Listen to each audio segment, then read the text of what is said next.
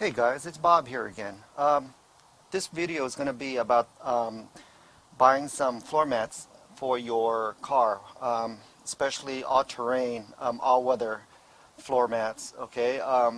The reason why I'm going into this video is because I used to own a pair of Weathertechs, and Weathertechs, as you know, are probably one of the most expensive floor mats you can purchase for your car. You're not going to want to dirty your OEM Lexus carpets, right? So you're going to want to get some all-weather ones, especially if you're walking in dirt and harsh environments such as, I don't know, Canada or whatever. Snow, dirt, sleet, rain, whatever. You're going to want to get some all-weather floor mats. So I went online on Amazon, and when you type up GX460 floor mats, you're going to come up with 3 of the most popular WeatherTech copycats. I only say copycats only because they do the same function and they look just like WeatherTechs, and probably the same materials also. I lined this up from cheapest to most expensive. Even the most expensive one, you're probably going to save about $100 off of WeatherTech. So this is Yida motor. It's made in China. Okay. It's about $120, and you get this within about 2 days. And the next one is a Smart Liner, also made by Max Liner. You're going to see that. Yes, Spider Liner. It's all over Amazon. This is another popular brand. So this is a mid-price. It's about $130. And the most expensive one is Husky, and that one's about $140. But that one took the longest to arrive. That one took like a week, and these two took about a couple of days.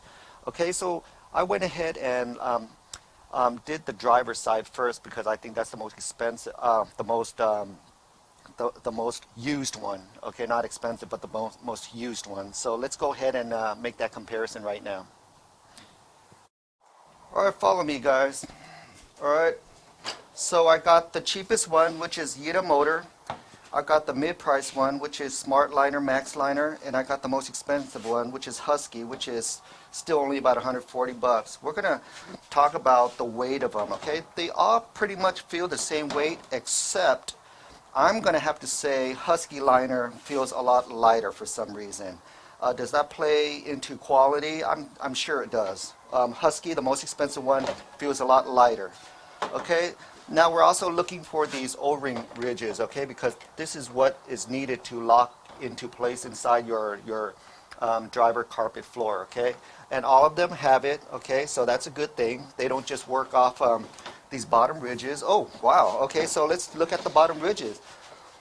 See these spikes here? This prevents, even though you have these 2 holes to hold your floor mats in place, you're looking at these spikes on the floor too, right here. Even though you got these holes, it doesn't shift back and forth a little bit because you are going to be kicking this all over the place, right? So Husky Liner, the most expensive one, does have spikes underneath.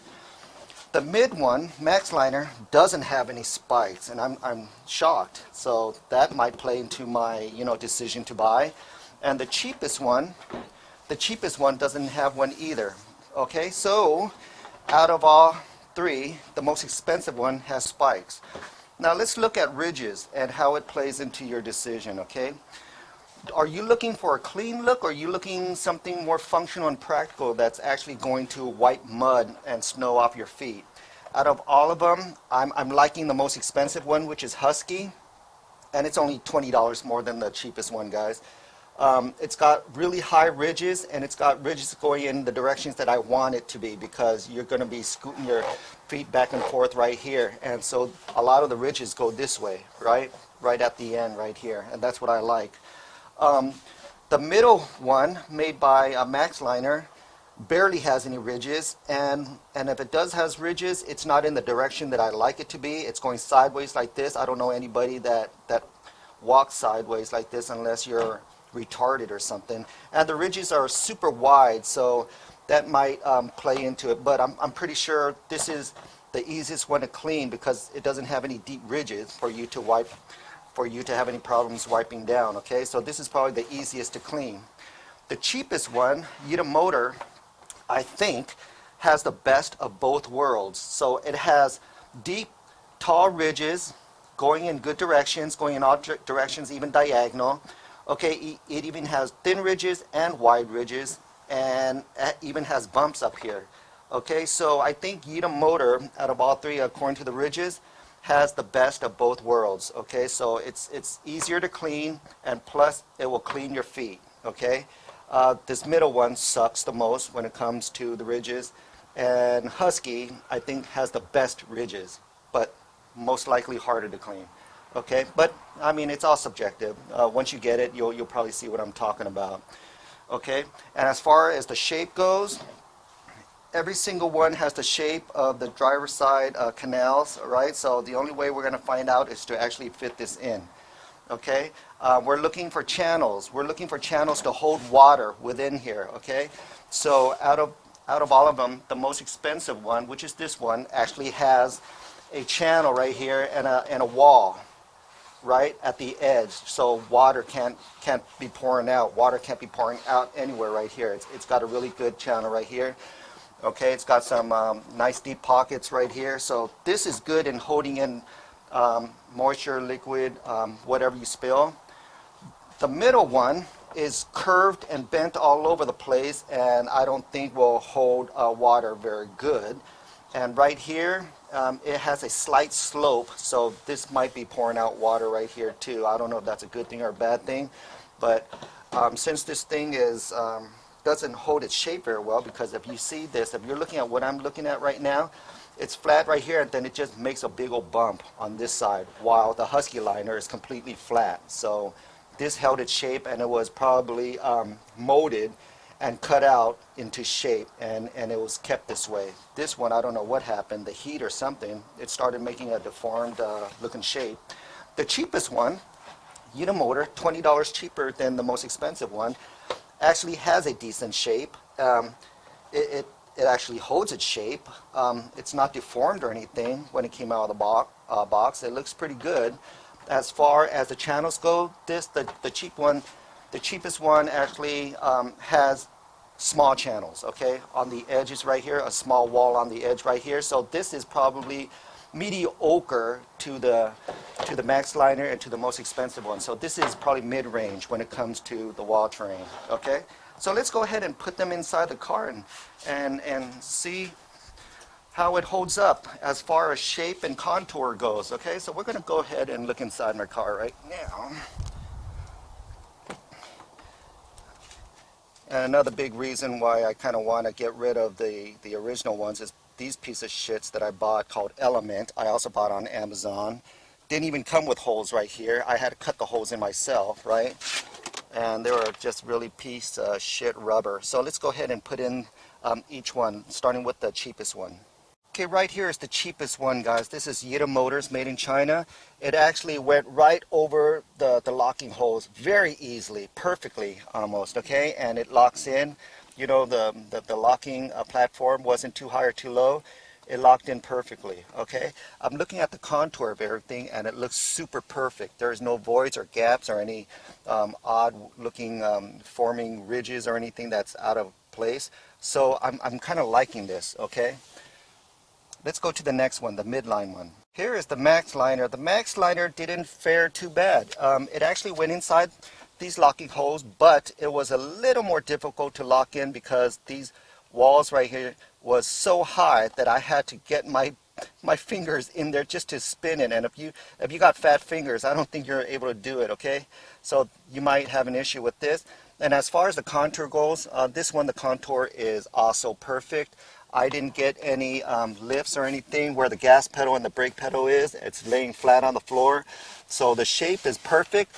The only issue I probably have is it didn't really line up perfectly. I still got holes right here, and right at the edge right here, you got some big holes right there that dirt and whatever can get through. Okay, I didn't check with the Yeetam motor, and I'll probably do that again, but I did notice that. As far as contour and shape goes, this middle one actually is fairly nice too. Okay, here's the most expensive one made by Husky. As far as the contour goes, I'm a little disappointed, and this is the reason why. Okay, the shape that was cut didn't fit perfectly with my brackets right here. You still got some big voids right there, and here's the major big difference right here. Look at this. Look at this. This is a no. This is a no-no. The other ones didn't have this, and it's a big lift too, guys. I don't know if it was shaped like that and was kept in the box and heat made it this way, but this is a big no-no. When I tried to line up the holes, it took a little bit. It didn't go exactly in. It was a little more difficult to lock these in. So as far as shape and contour and fit, I think this one placed last place out of the other two. You guys, let's go ahead and do the middle row. I already installed the middle row with the cheapest one you can buy, which is the Yita motor. And I can tell you right now, this is probably the worst fit for the middle row. Look at it. It's just all over the place. You got gaps, you got lifts right here. The only way to fix these lifts is if you're going to have to you're going to have to install this by removing this center plate and tucking this underneath just to move this forward. The reason why you need to move this forward is because look at this. You got this huge gap right here. You got a huge gap right here, but you can't move this any forward unless you tuck this underneath your panel. You see this? It's creating a huge lift, right? Look at that. So either you're going to want to cut that piece right there, or you're going to have to tuck it in just to make this fit. All right, let's go ahead and go to the max liner, the middle row one. You guys, here's the max liner. Again, with the max liner, I'm not feeling it either. Look at the center. The center is not even a perfect fit. You got a huge gap right here, and the bend right here is not supposed to be right here. This is supposed to move up a little more, and if you move it up too far where it's supposed to touch this, this will start flaring out, and that means it hasn't been shaped correctly. It hasn't been engineered and shaped correctly. Look at this. It's not even at a right angle. This goes inward, and it doesn't fit. Look at this. It's bulging up. It's so thin. This one is so thin in the middle row that it's doing this, right? I've tried everything. I tried to move this as far as it goes, and that's as far as it goes, guys, okay? And even then, if you move it as far as it goes, look at this. Look at this ridiculous lip, and it just lifts up here. This has not been cut properly, guys. This is actually under trimmed. It needs to be cut a little bit more. If you're into sizing this down, to cutting it into shape, and go for it. I prefer to spend this kind of money and have it ready to go in my car. Okay, so this is the middle line one, guys. Let's go ahead and do the most expensive one, Husky. Okay guys, this is the Husky one, the most expensive one, by 20 bucks. This one actually laid the flattest. Is it perfect? No, you still got this, but I'm pretty sure it's because it's been bent inside of its box for like a year or something, waiting for somebody to buy it. So, you know, over time, over use, people will step on this and it'll form its own shape. So I'm looking at the rest of the car, and the rest of the car is so much better than the other two. Look at this, right? It's laying flat. It's not going anywhere. The cut is good because it stops right here, and if you look to the back, it actually stops where it's supposed to be. It's not overlapping all the way up here like the other ones, right? The middle one, no, it's not cut perfect, right? But what you can do, and what I suggest, is tucking these corners underneath your panel. This panel just pops off with clips, okay? So you can tuck it in and make a perfect fit, so you can hide this crease right here. There's a void right here, and it's rounded. It's not supposed to be rounded, guys. It's supposed to go straight across, but it's not. It's rounded, and I have no idea why. It says it's been precision cut on their website, so I don't know. Back here, perfect. Look at that. Even though you got some, you know, voids right here, you kind of need those voids in order to shift this thing around. Out of all three, I would be the most careful installing this one, and I'll tell you why right now. Tucking this in, you got all these heavy spikes underneath. So you know these mats aren't going to go anywhere, right? So your kids are going to be playing in the back, or you have crazy sex on these mats. It's not going to go anywhere. So when I was installing it, you have to really be careful with your leather seats, because that's the only way to tuck them in. It has to go down at an angle, and you have to bend it up and scoot it in. It just doesn't fall flat onto the floor, okay? So be careful when you do buy the Huskies and you want to protect your leather. So out of all three, I'm going to choose the Husky one as the best fit for the middle row. So out of all three, which one do I recommend? Which one would I use for my own personal car? You know what? It's totally subjective, guys. There's pros and cons to to the front seats and there's pros and cons to the rear seats, and you can't get the best of both worlds, unfortunately, because I really, really like the fact that this is the cheapest and overall the best, okay? But because of this middle row didn't fit the way I liked it, it really bugs the shit out of me, and I like the fit of the middle row of Husky. And the driver's side and the passenger side of Husky wasn't that bad. It's tolerable, okay? So if you're really going to go for overall, and these are not that, the price difference between the three isn't that huge where, you know, it's going to be a factor in choosing, because it's 140, 130, and 120, right? Another 20 bucks is not going to kill you if you really like the Husky. And gosh, guys, I'm really leaning towards the Husky. If that middle row fit a lot better for the MaxLiner and the Yeta motor, I definitely would have just went with the Yeta motor, guys. The Yeta motor for the front is not that bad. It's actually, I like it so much more better than these two. This one won for the front row. The middle row, holy crap, I don't know, man. That middle row is a deal breaker for me, guys. So overall, when they say you get what you pay for, this is where it is. I would go with the Husky. Okay, it's really up to you guys, but this is my review. Thank you. Peace.